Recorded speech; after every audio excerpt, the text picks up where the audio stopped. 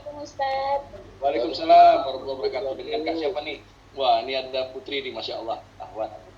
Terima kasih waktunya Ustadz. Saya Aida dari Malang, asal Malang Ustadz. Kuliah di UIN Malang. Masya Allah. Ini Ustadz izin bertanya. Saya kan masih kuliah. Terus apa mungkin kalau membangun masa depan dari membantu mengelola dan merintis masjid itu bisa membantu saya membangun masa depan. Padahal kan teman-teman yang lain itu banyak yang masih seumuran saya sekarang ini, banyak yang sudah mencari pekerjaan, terus di mana pekerjaannya itu lebih menjanjikan. Yang menjanjikan itu apa? Jodoh? Ya. Jadi gini, Mbak siapa? Mbak Kak Aida. Oke, ya. Yang pertama kita coba lihat. Ini biar nanti mudah memahami ya. Kira-kira temannya Kak Aida yang bekerja itu coba dilihat apakah dia lebih kaya dibandingkan kiai-kiai yang ada di Malang misalnya gitu. Cek. Ya. Apakah kiai-kiai yang di Malang itu yang dulunya merintis juga dari masjid itu nggak punya pekerjaan? Apakah hidupnya lebih sengsara dibandingkan orang-orang yang di luaran yang tidak bekerja melalui masjid? Saya sebelumnya nggak yakin. Setelah saya cek, saya yakin di masjid itu lebih memberikan masa depan. Maka saya tutup perusahaan saya dan saya tidak bekerja. Saya bekerja di masjid saja. Terus dari mana pemain dapat penghasilan? Ya. Penghasilan saya ya itu dari usaha-usaha yang dilakukan oleh masjid. Secukupnya saja. Ya. Nah bedanya gini.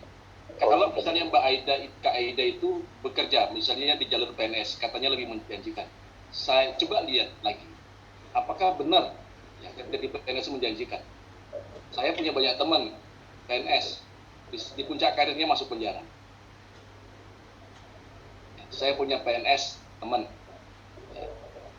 Saat di puncak karirnya, apa yang dilakukannya, ya itu ternyata tidak diakui oleh bosnya, dan kemudian malah disingkirkan.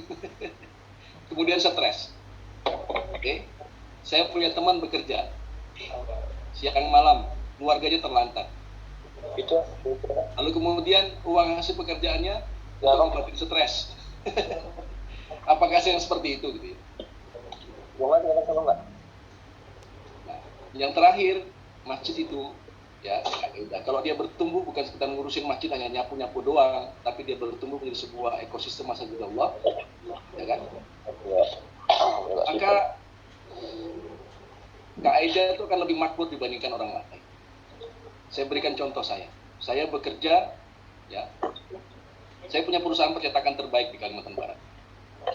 Ya. Karyawan saya 15-an orang.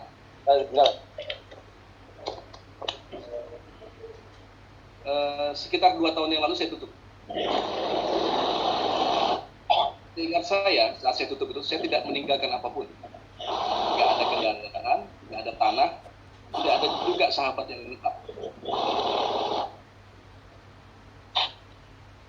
Hasil saya itu hanya sepetak tanah yang kemudian saya cicil lunas bareng dengan istri saya. Hanya sepetak tanah seluas kurang lebih sekitar 185 meter persegi. 2 tahun saya mengurus masjid atas izin Allah. Hari ini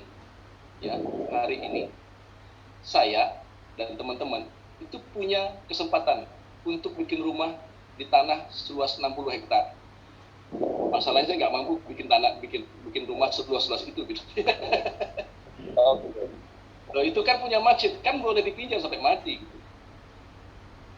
Ya kan? Jadi tanah itu nggak usah lagi membeli.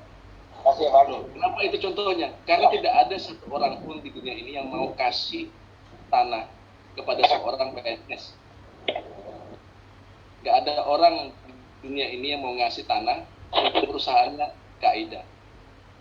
Tidak ada satu orang pun di dunia ini yang mau ngasih tanah, ya, kepada lembaga swasta yang Kak Aida bekerja di situ.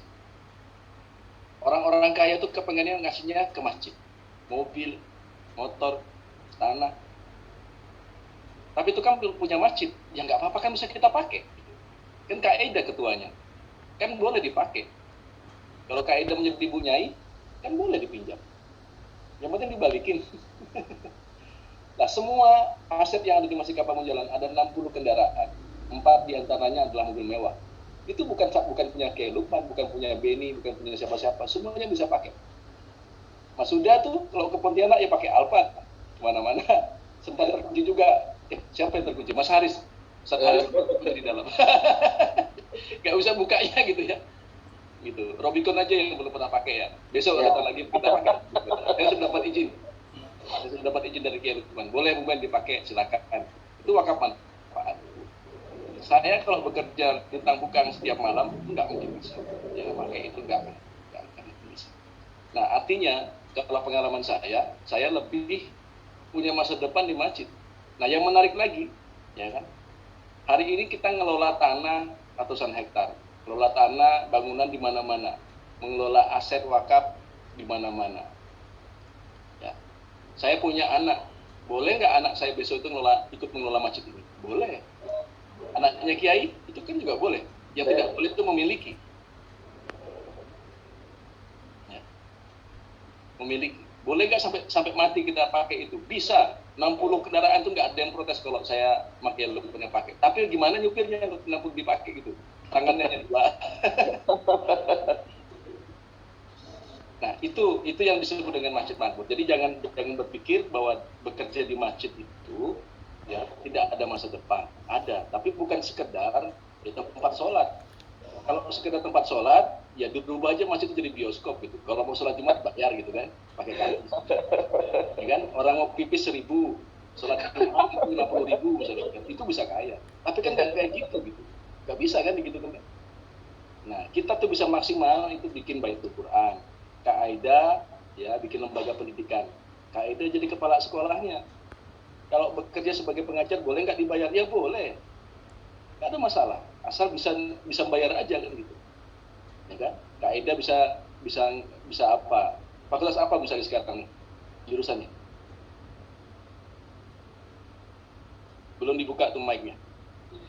Hukum ekonomi syariah, Ustaz. Wah, masya Allah. Kaidah bikin Baitul Mal.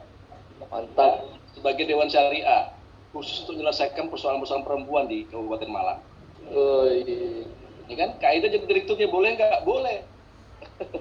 Terus duit dari mana? Kan ada dana amil. Ya, kalau dari zakat, Kaidah berhak itu halal 12,5%. Tapi nggak boleh 12,5% itu untuk dibelikan mobil Alphard. Nggak gitu caranya kalau misalnya di Baitul Mal. Nggak ada ajaran kayak gitu. Terus dari mana kita dapat wakaf? Dari masjid. Dipinjamkan di Baitul Mal. Itu beda dengan filantropi. Kenapa kok filantropi aset itu dipermasalahkan? Ya salah satunya itu dia tidak berbasis masjid. Jadi ya saya nggak tahu juga gimana polanya ya, tapi sejauh yang saya pahami, ya kan, itu ya kalau menggunakan dana kan nggak boleh ada Baitul Mal untuk rugi, nggak boleh. Jadi kita nggak pernah beli aset kecuali untuk sarana kerja, gitu ya. Boleh nggak dapat gaji? Boleh. Dari itu Baitul Mal kami itu ya digaji. Rektornya Muhammadiyah, UMP Malang misalnya, Universitas Muhammadiyah Malang kan juga digaji. Itu kan punya masjid juga, punya Muhammadiyah kan. Gitu. Rektornya Al Azhar kan juga digaji. Boleh nggak? Boleh. Nah kalau kita di masjid kan berarti kita bisa bikin masa depan sendiri. Kalau kita jadi PNS nggak bisa bikin masa depan sendiri kan gitu. Masjid punya perusahaan misalnya, boleh nggak? Siapa yang mengharamkan? Kan bukan maksiat, bikin. Tapi untungnya untuk masjid semua. Boleh nggak kita jadi direktur dapat gaji? Boleh. Boleh nggak gajinya besar? Ya tergantung. Ya kalau misalnya sirkahnya, muamalahnya itu bagi hasil, ya semakin besar pendapatan, semakin besar pendapatan kita. Boleh nggak? Boleh. Ya. Kita bikin lagi misalnya apa namanya? Baitul usaha-usaha bisnis. Dari wakaf produktif, cari tanah yang diwakaf ke masjid, bikin pertanian di situ. Terapkan ekonomi syariah di situ. Boleh nggak berbagi hasilnya? 50-50, 50% masuk ke masjid, 50% untuk ngelola. Boleh, kenapa tidak? Saking bolehnya itu, kalau kami di Masjid Kapal Jalan sudah luweh gitu. Melihat uang itu sudah nggak lagi butuh gitu. Gimana cara ngabiskan 10 miliar gitu? Udah nggak lagi apa ya? Sudah nggak lagi ngiler gitu. Melihat mobil itu ya udah nggak lagi ngiler. Apa lagi gitu mau dipakai? Mau ngapain lagi gitu? Saya kemana-mana ya pakai motor, jalan kaki gitu. Udah dengan kadang kinerja ya. Iya, kalau dulu kan waktu kerja tuh otak kita tuh kepengen gila, beli apalah. Sekarang tuh sudah nggak ada lagi. Banyak sekali kendaraan. Ya kan? Sampai kadang-kadang ini kayak harus dikurangi lah nih kendaraan. Soalnya kalau udah sholat Jumat tuh nggak bisa masuk kita. Parkir ribet itu. Kurangin aja semuanya. Saking banyaknya motor wakaf lah apa semua parkir di situ. Nah, kadang-kadang ya kepikiran kayak gitu, tapi ya enggak. Jadi kita syukuri. Nah, orang berduyun-duyun untuk menggunakan itu untuk masjid. Jadi nggak benar kalau di masjid itu tidak boleh ngurus masjid itu kemudian kita nggak punya masa depan. Nggak boleh. Justru banyak teman itu yang juga punya masa depan di masjid. Dia nikah dapat jodoh yang baik-baik itu di masjid. Walau alam kalau kaidah di luar dapat jodoh yang baik apa enggak gitu. Itu ya kaidah ya. Jadi memandang masjid jangan sampai sekedar kita memandang sebagai musola, tempat sholat saja. Kalau seperti itu ya memang nggak bisa. Ya, teman-teman hanya mengandalkan kencelengan semut. Nanti pas materi Baitul Mal saya akan sampaikan. Kencelengan semut namanya. Kebanyakan sekarang masjid hidup itu dari kencelengan semut. Kencelengan semut itu nggak bisa masukin duit banyak-banyak. Maksimal tuh 4 juta lah gitu. Capek masukinnya kayak itu 4 juta masukin capek dah. Wah, kasih 500.000 aja udah susah masuk di kencelengan semut. Pertama, yang kedua, kencelengan semut tuh nggak nggak hadir, harus sholat Jumat kan baru bisa masuk ke situ. Terus gimana orang-orang yang dari luar mau kepengen transfer, nggak bisa. Nah, kencelengan semut itu disebut dengan kota amal. Sementara yang kita sebut itu adalah Baitul Mal, rumah amal, bukan kota amal, tapi rumah amal, Bait al-Mal, Baitul Mal. Ya. Nah, bikin Baitul Malnya. Nah, Baitul Mal itu berbasis program, bikin bisa terima zakat, bisa terima infak, bisa terima sodako, ya, bisa terima wakaf. Itulah Baitul Mal. Apakah teman-teman di Baitul Mal juga digaji? Ya, mungkin kesejahteraan lebih tinggi dibandingkan yang lain. Di masjid kapal jalan. Boleh nggak? Boleh. Kenapa enggak gitu? Tapi jangan sampai kemudian ya pendapatan Baitul Malnya 1 juta per bulan, minta gajinya 5 juta, dari mana? Itu pasti korupsi gitu. Jangan gitu-gitu amat gitu. Awalnya kami tuh 5 tahun tuh yang nggak ada ihsan-ihsanan, kerja terus karena kita suka gitu, kerja terus. Ini tambah kencang nih. Ya akhirnya kita angkat direktur. Ya direktur ini yang kita gajinya lebih tinggi dibandingkan PNS gitu. Kemudian setelah lebih tinggi dari PNS, nah, kelebihannya mereka dapat topangan kesejahteraan, mereka nggak pernah bergaul dengan orang-orang di luar yang mungkin ya kehidupannya disimbolkan dengan hal-hal yang bermerek gitu ya. Akhirnya berlomba-lomba untuk menempelkan merek buah-buahan di handphone gitu kan. Berlomba lagi ke riba dan segala macam itu nggak ada. Itu betul hidupnya happy, sederhana aja. Itu kira-kira kaidah ya. Ini yang terjadi di kami sekarang.